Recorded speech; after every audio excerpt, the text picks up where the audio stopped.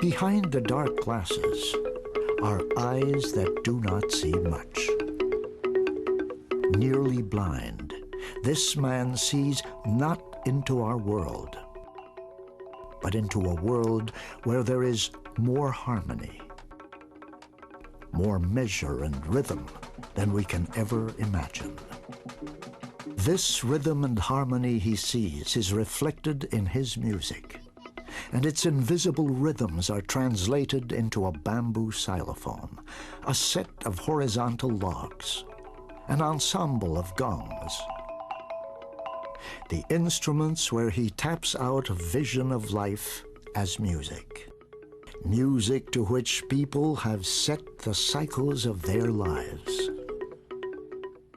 In this island, Basilan, among his people, the Yakan, there lives this virtuoso, Uwang Ahadas, musician, Manlilikha ng Bayan.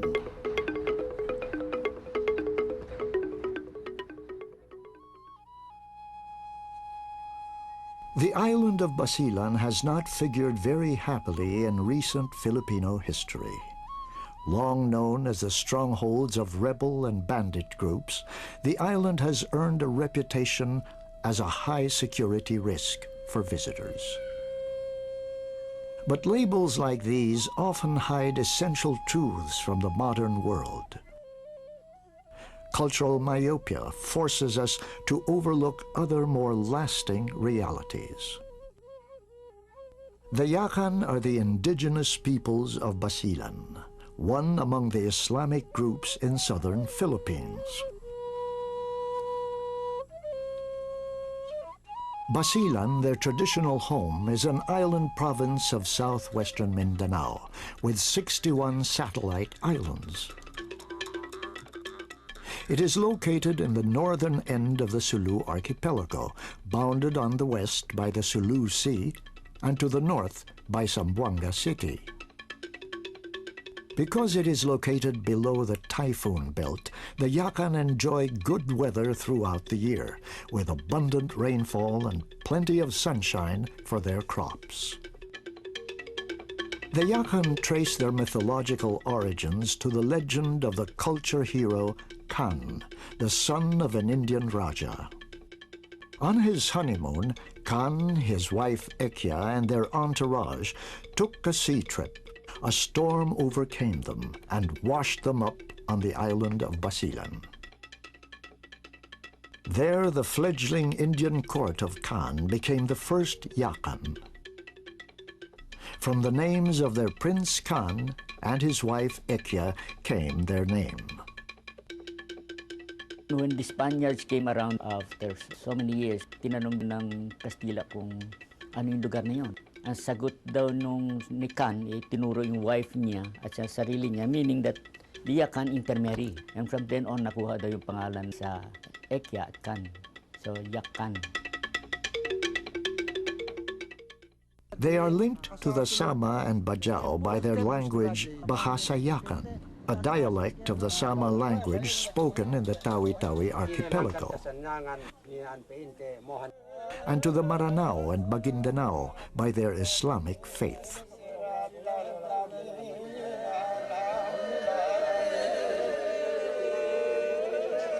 Despite these theories, one fact remains unquestioned. The Yakan are perhaps the most colorful of the Islamic indigenous groups. They have a fairly developed sense of particular personal adornment. They have traditions of banner making during festivals, and they decorate their houses around the ceremonial areas during very big occasions and festivities.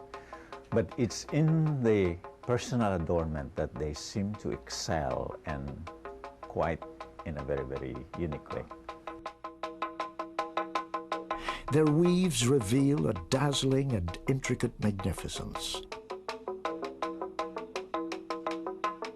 The art is very intricate. They seem to have what's known in Asia as the fear of space. They fill all spaces incredibly with tiny motifs, mostly geometric, of course. It is also the same type of weaving that eventually the Tausug acquired, although not with the same elaboration and finesse as the Yakan has achieved. They probably make the finest woven cloth in the entire country, and probably in the whole of Southeast Asia. These are turned into tight-fitting costumes worn by men and women and complemented by a visually arresting mode of makeup, a fascinating series of white dot and squiggles. Both this costume and the makeup turn the Yakan body into a work of art where patterns and textiles mix. For people who are in an agricultural, coastal, maritime setting, their costume would surprise people that it seems to be very, very elaborated and quite colorful. What is so unique about the whole tradition of weaving among the Yakan is that they have precise categories of weaving, and the motif associated with each category stays within that category and is never used for other categories. Now, this is not a practice in the Philippine weaving tradition. The finest cloth is found in the material they used for making pants. It's called sinaluan, basically a green hued material in stripe with very, very fine geometric motif all the way through in a linear pattern. The motif used in the sinaluan is not used anywhere else, but only on the sinaluan. Now, in the other categories, we have the pinantupan. Pinantupan is like a short skirt, which I call the overpants because it's worn over the women's pants. And again, the design for the pinantupan is never used for any other category but the pinantupan alone. On ceremonial occasion, they would use the inalaman. The inalaman is a high-status overskirt or overpants, similar to the pinantupan, but again, it has very precise design and is never utilized for any other pieces of clothing but the inalaman. And then we have the siputangan. The siputangan is a headdress, basically like a bandana, and is used by the women to hold the overpants up or to tighten the pants properly. And then there's another category called bunga sama, much bolder in design, flowery, and but using only one particular color most of the time, one or at the most two. And again, these are traditionally used as pants material and blouses, but restricted only to the high-status person. Now, what is very interesting about this whole weaving tradition about the Yakan is that the motif and the utilization of this design is restricted to a category. That is a phenomena that is not found in any other Philippine weaving tradition. A Yakan sense of decoration is rather stylized, quite artistic, but in a stylized manner, meaning forms are not fragmented. That the result will be almost a hypnotic movement. No? At the same time, in between these motifs will be inserted smaller details so that the entire surface will be very rich in texture. At the same time, it will have a pattern that is very, very rhythmic and therefore highly musical. Saka yung musicality nga, it seems that every empty space is utilized. The hypnotic, shimmering quality of their costumes and textiles is reflected in their music. Best expressed through the Peregayan Quintangan Ensemble. This ensemble may appear simple, but the sounds it produces are amazingly complex. 6 instruments make up the ensemble. The Quintangan Tumbaga, a row of 5 graduated gongs. The set of 3 wide-rimmed agungs. The Quintangan Kayu, a set of graduated round logs.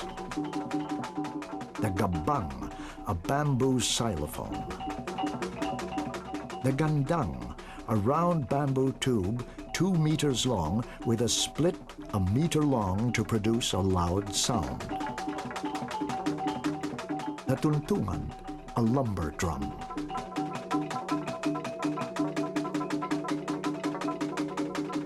Together, these make up the Peregayan Quintangan. In Yakan, it means an ensemble of loud instruments. Its music accompanies weddings, marks feast days like baptisms and graduations, and other important community events. Talagang sila magkatuan lang, meron silang Peregayan. Marami lahat ng instrumento nito pinagsasama nila. Peregayan kasi is the ensemble of loud instruments. I can say that even in the visual arts, the concept of rhythm, yung interlocking of many different layers, ganun din sa music, interlocking of different rhythmic layers. There's one layer that's called the drone. Ulit-ulitin natin yan. But you will notice that even in this drone, parang hindi isang drone lang because there will be a drone that will be using the notes of the instrument, whether gong or bamboo. Pero meron pang drone na kasama using another instrument to make sure that the drone is clear enough. So the drone pa lang, 2 layers na of rhythm. Then sisingitin pa yan ng mga melodies and other patterns so that whatever spaces there are filled up by succeeding layers of rhythm. This is, kaya the result is a very interesting, vigorous, rhythmic, interlocking pattern of layers and layers of rhythm. The music often takes the form of intense yet well-meaning competitions during the festival called Lami-Lamihan. For the Yakan are a musical people, and each village or community points with pride to its best players as well as the best dancers of the Pangalay or Pakiring. The Yakan started with 11 gongs, so naging 9, naging 8, naging 7, ngayon 5 na lang. Why? Because in the development of Yakan music, somehow, nakita nila they're not as interested in melody as the Maguindanao or the Tausug. They only create short phrases. Because ang interest nila is interlocking these phrases with other phrases so that the emphasis becomes that of rhythm. The effect of interlocking is stronger in Yakan. Kasi wala kayo masyadong maraming distractions from the other instruments. Kitang-kita niyo yung interlocking ng mga... Konti lang kasi ang notes, kaya the interlocking of the notes, therefore the activity of the rhythm is really more felt. Kaya mapapasayaw ka talaga. Not as much as in Maguindanao and Tausug. In judging the musicians, the audience is guided by a strict set of rules. Finding virtuosity in the stance of the player, the mix of rhythms and tempos, the ability to produce the richest and most lasting notes, and weave them into a composition both pleasing and complex.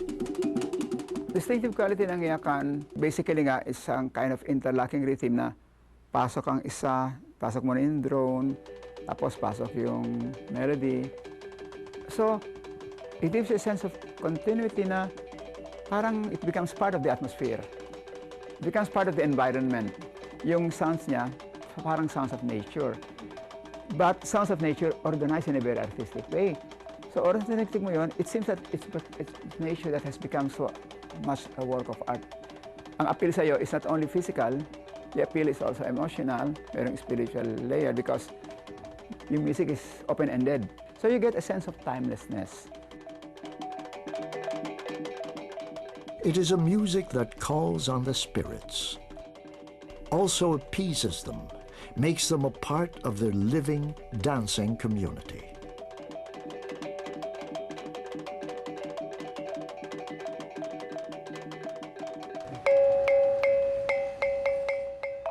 The traditional home of the best players was Bohe Bese, a small barangay in the municipality of Lamitan.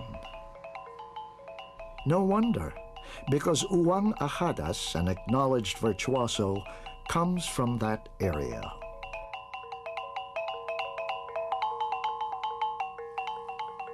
For Uwang Ahadas, a Yakan in his late 50s, this music may have been the direct result of an accidental insult to these spirits of nature. As a child, he used to play boisterously in a sacred brook called the Bohe Libakin, near his home. The brook was regarded as an abode for the spirits, but that did not faze the young Uwang who would play there.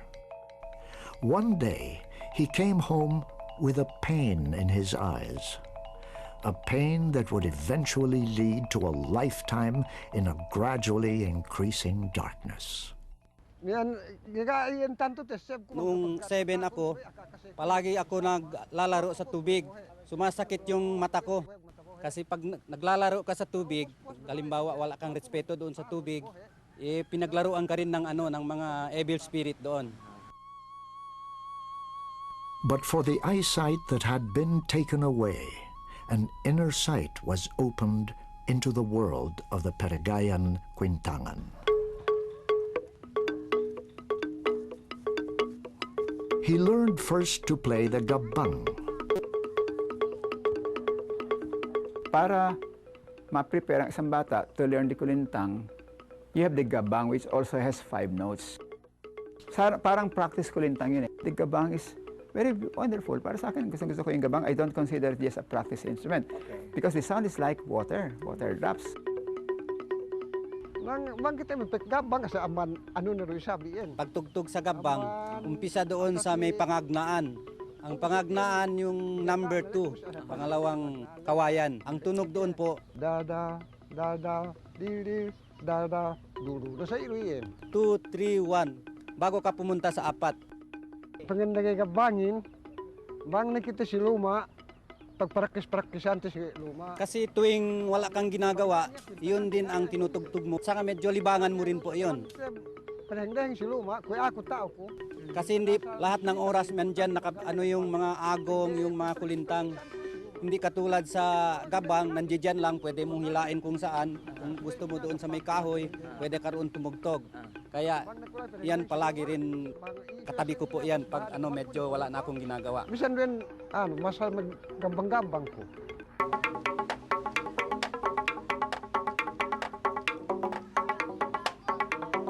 Then the Quintangan Kayo.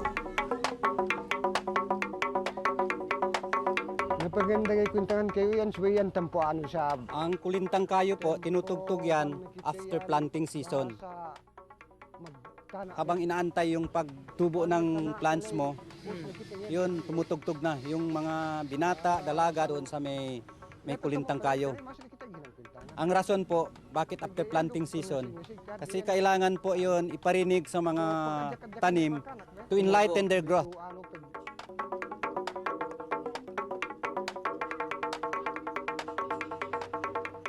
They have the instrument called Quintangan Kayo. Ito is made of a special kind of wood na medyo malambot at magandang resonance, consisting of 5 lugs. Normally, 2 tumutugtog yan, but you can have 4. The other 4 are playing with the drones. Isa lang ang gumagawa ng melody. Very interesting. And they begin playing this after planting the seedling ng palay. Kasi ang paniniwala nila, pag tinutugtugan ng palay, magiging matamis ang bigas na lalabas dyan. At saka magiging mabunga, talagang mayabong yung yield. Graduating step by step until he had mastered the difficult yet richly sonorous agong. Sumeda, sa lunok nga to, Ang paglambot po ng kamay, makikita mo yung medyo flexible kahit anong direction. Yan ang pinakamadaling matuto. Napigay, laiyan na sa importante raw sa subay, Ang agong po, kaya yung una-una tinuturuan sa amin, kasi yung agong, sumasama lang yung kulintang sa lebad ng agong. Nguwintang kita lai, si kuya ako. Ang agong po ang pinaka-importante sa lahat ng mga instrumento. So he mastered all the different Yakan instruments, the most important ones, no? Walang instrumento na hindi niya kabisado, and he has not only mastered these instruments, he has mastered them in the Yakan way. So he knows the correct way of playing all these instruments, and he knows the social context where these instruments are used, and the kind of music associated or connected with each instrument. Alam niyan lahat yan. Pinag-aralan niyan lahat yan. Hindi siya nahiya, maski yung kulintang nung araw mainly, babaeng tumatugtog niyan. He took this up, no? He made it his own instrument.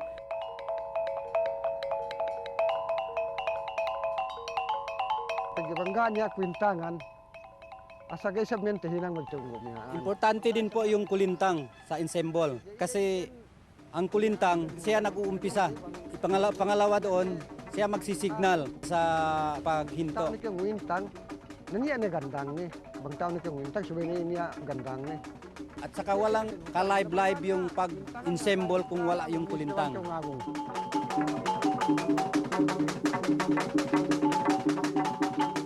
Very different from the other forms of music as played by the other Islamic groups, that the Yakan music is based on a pentatonic scale, a 5-note scale.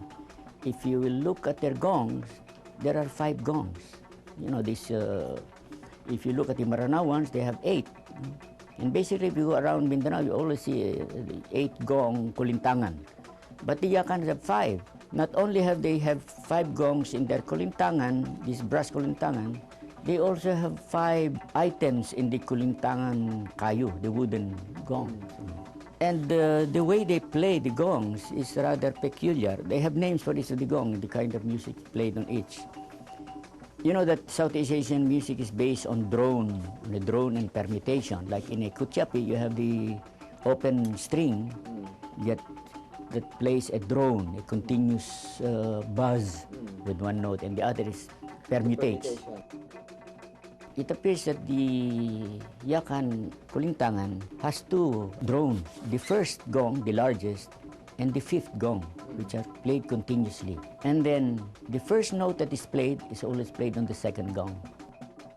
The 3rd gong provides the melody supported by the 4th. And the 5th gong is another drone, but it can be played by the player or another one. Very difficult to understand how the particular music can be sustained when, as claimed, there are no 2 kulintangans among the Yakan that are pitched in the same way. So when they play a piece of music, probably there are variations. Always. So it makes the music highly textured and very interesting and always different, more complex. Basically, improvisation yan. Meron silang set melodies, kaya lang, kumbaga sa sinigang, maraming version ng sinigang. Bawat performer, mayroong kanya-kanyang version ng melody ngayon.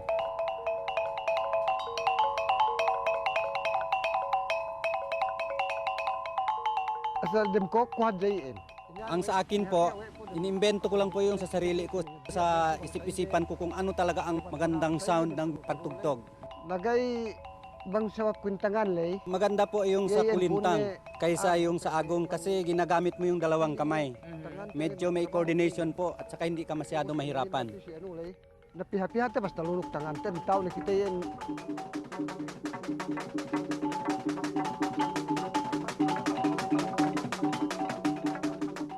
Lai sa kwintangan ito hinang hadyaw ito. Yung pagtugtog ng kulintang, parang dinidiktahan po yung kamay mo sa pag-iisip mo kung ano talaga ang ipapalo mo Hinang doon. telepat mas yan hinang te. Kung ako ka puna hap magtungguin. Tuwing maglalaro kami, kailangan lahat po marunong. Hindi basta-basta pwede papasok na yung medyo alanganin yung pagkaalam niya kasi masisira po yung rhythm ng pagtugtog. At saka dapat din maganda yung tunog ng mga instrumento po. Hindi lang basta-basta porque may sound na siya, paluin mo na lang ng paluin. Dapat may coordination, yung rhythm niya mag-blend sila lahat.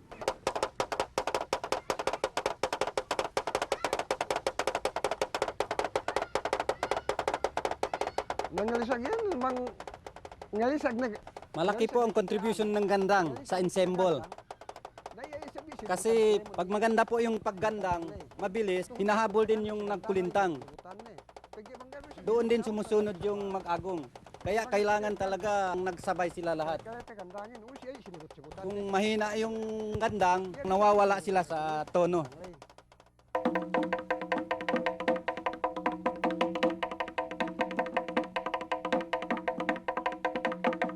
Mga sa kwe, hininang-hinang na yung kajari doon sabihin. Ang tuntungan po, pwede rin po isali sa ensemble. Basta marunong lang yung tumugtog. Yan kaya anuhan na sa swero dihanan ni. Alam niya kung saan patungo yung kulintang or agong, pwede rin siyang sumali doon. Magsabot-sabot di kemon. Pero karamihan po talagang i-segregate siya. Ang kapwa ito hinang-hinang mga agay magkasabot. Ang tuntungan po, nilalaro po yun after harvest po. Parang Thanksgiving mo yon at saka merrymaking kasi after harvest na yon. At saka doon mo rin malalaman yung harvest for the next year. Malalaman mo kung maganda ba ang harvest mo sa next year or hindi.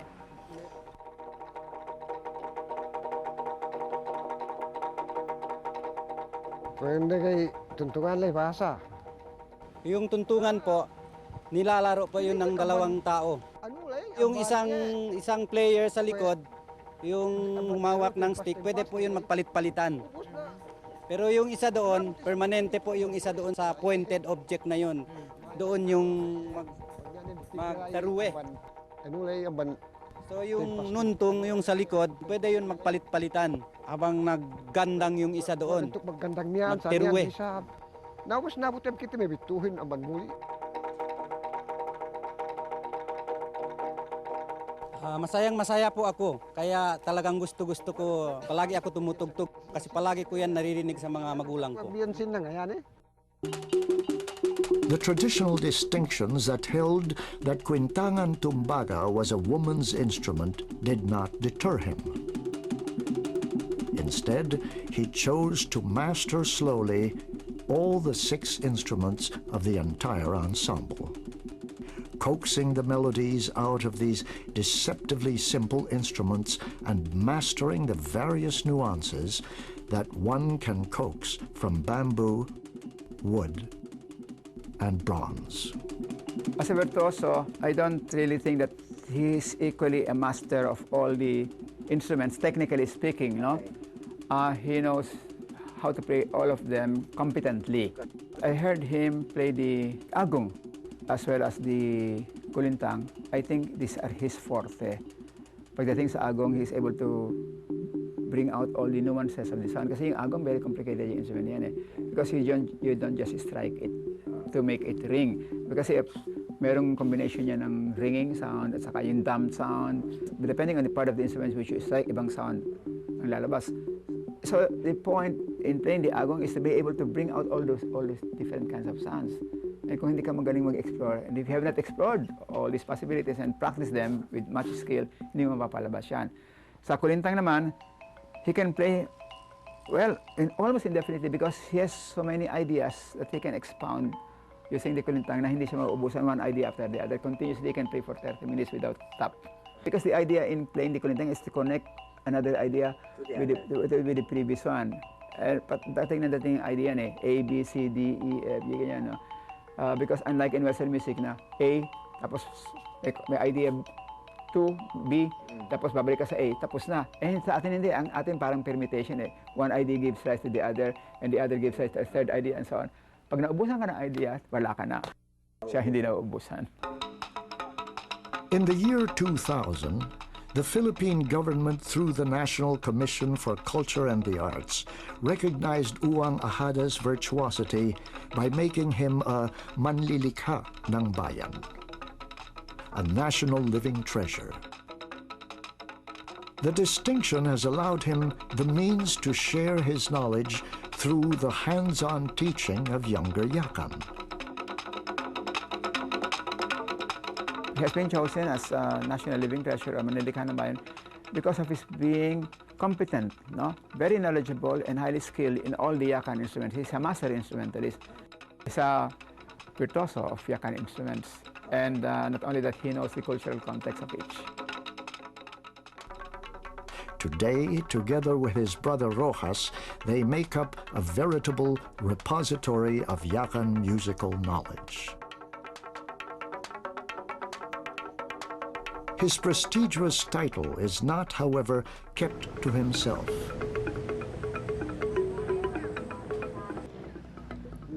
As a national living treasure, he finds his truest fulfillment in the mission to teach younger Yakan the playing of this ensemble.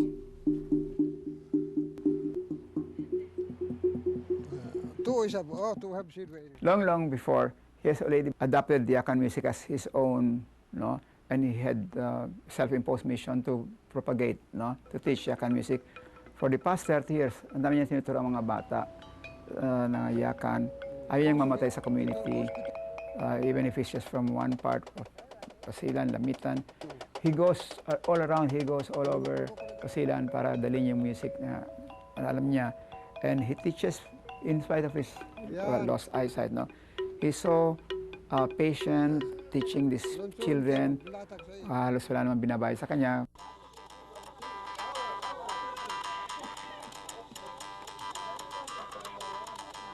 His daughters Darna, Vilma, and Zanira were his first students.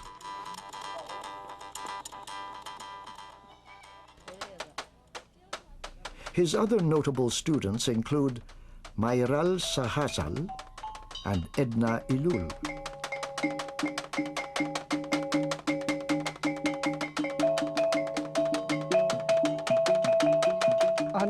Basta yan, Araw-araw po yan. Palagi ako tumutugtog kasi yun lang ang pinakalibangan ko sa buhay ko. His teaching has also taken him to other towns, Lamitan, Sumisip, and Tipo-Tipo, where he is welcomed as a friend and a teacher, as an important embodiment of Yakan culture. Masayang-masaya po kami. Proud na proud kami dahil Yakan siya.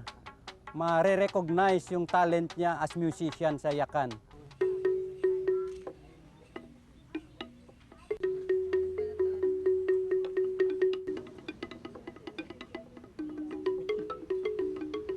Masayang-masaya po ako bilang Yakan sapagkat yan ay malaking karangalan sa aming mga tribo. Uwang Ahadas and his students. His family of Yakan musicians may live on an island that had been through troubled times and chilling human conflicts. Yet through their work, they reaffirm their humanity in the face of civil strife, their own nobility in the wake of so much that is ignoble and terrifying. And long after the strife and ignobility have ruined so many lives, their music and their work will continually remind others of what it means to be a Yakan, a people of the earth, concerned not with war and upheaval, but with healing, harmony, and the interweaving of music and life. Ultimately, that is what will make for a lasting virtuosity and artistic excellence. In Uwang Ahadas, and in the Yakan people he serves.